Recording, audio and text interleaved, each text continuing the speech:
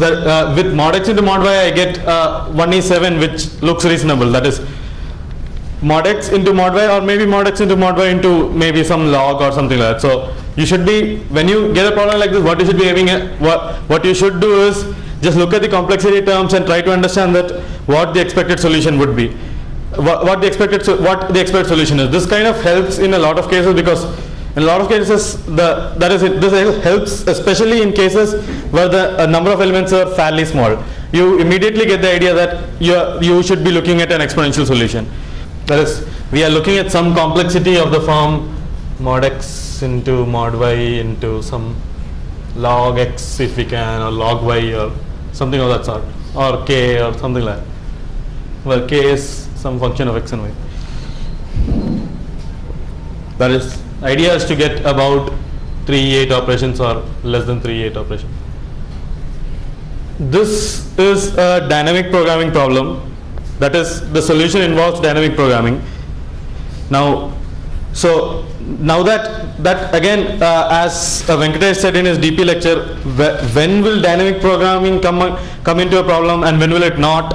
That you should really feel it. Like for example, okay, I will first tell the state. That is, I'll first tell how you define the state, and then I'll tell you how you can actually deduce that, yeah, I can solve the problem using this state.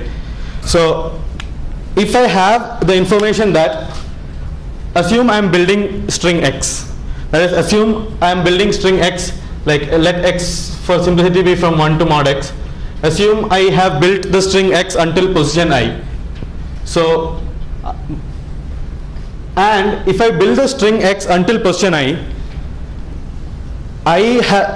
will also have to know what is the prefix of y that has already been matched until x. That is, if let x, for example, in the problem, if it is a b a b a, and if y is a b a, let it be a b a. When I reach here, when I build it until here, how much of y, that is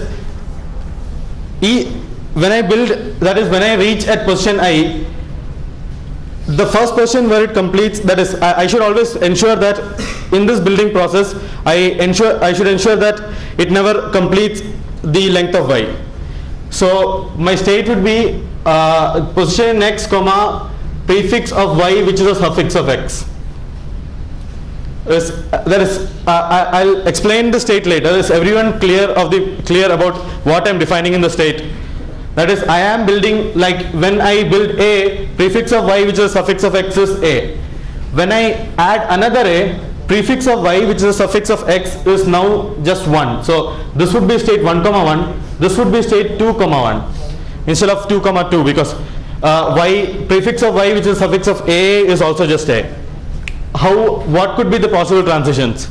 The one possible transition could be I ignore the character at x bracket I. Another transition could be I take the ith character at x bracket I. So if I ignore the character at x bracket I, my DP state, the next state I go would be x plus I, comma, until this position, that is just before I, the prefix length of y has been prefixed, and I'm ignoring this character, so prefix length of y does not change, so it is again prefix. Or the second case is where I take the character at x bracket I. That means now I have a prefix length of, so of course the next number would be I plus 1, but what would be the next prefix length of I? Prefix length of I, that is, like my prefix length was a, that is my string was a, and after that I am adding another a. So what is the new prefix length? Which is 1. So to do this, you can actually pre-compute this using KMP. That is, this just reduces to using the f array of string y. Is anyone not clear with this state representation or the transition? This will be p dash, and p dash can be pre-computed using KMP. That is, to pre-compute p dash, that is for every prefix length of y, for every character, there I think it's only lowercase. So mod y into z square, in a mod y into z, I can pre-compute outside and say that for every prefix length, if the next character is z is my character size. If for every prefix length, if the next character is a, what is going to be the next prefix length? And I want to prove this will be y into z square. I think you can prove a better bound using a Mortise analysis. Yeah, assume I compute an array G, which is GP comma some character C is equal to P dash. Assume I can pre-compute this, right? So now, then the answer would be just G prefix comma X bracket I, right? So now the question reduces to computing this array. This is independent of X or Y, so I can do a pre-computation beforehand, right? So let the prefix length be P, and let the new character that is for every prefix length I iterate over P from 1 to mod Y for every character C from A to Z. Now the loop that I'll have will be exactly like KMP, that is while P int P, okay, let this be P1 and let P is equal to P1. This loop will be exactly KMP, that is the same KMP pre-processing, Y and Y bracket P plus 1 not equal to, that is the exact KMP loop, not equal to C P is equal to F of P. And what you find finally is here, that is ans of or G of P dash comma C is equal to new P.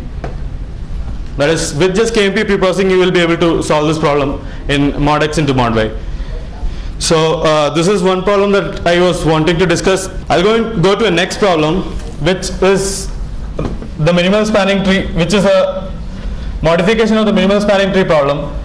You are given an n node, okay, this is not on any judge. You are given an n node, n vertex graph, and there are e edges, v vertex graph, and there are e edges, and each edge is defined as, for each edge you have parameters a, b and c given as a, and the cost of edge e is, okay, cost of edge e is a of e, this is capital C, a of e x square plus b of e x plus c of e, this is small c. The idea is for each edge you have three parameters a, b, c, and the cost of an edge is defined as a of e x squared plus b of e x plus c of e. Now the question is, find an x which minimizes the cost of the minimal spanning tree. That is, each edge at every x, that is, each edge has a quadratic cost.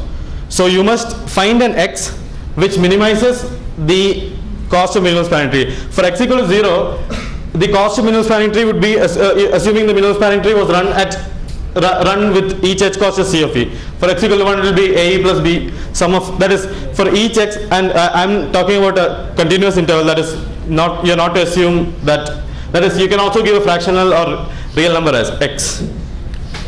The bounds are, okay, first, anyone has any ideas on how to proceed on this problem?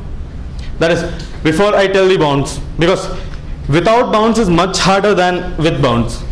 In fact, that is, as you do more programming practice, you'll understand that you'll understand that input format and input constraints are very required to solve, means it makes solving problem easier than without it.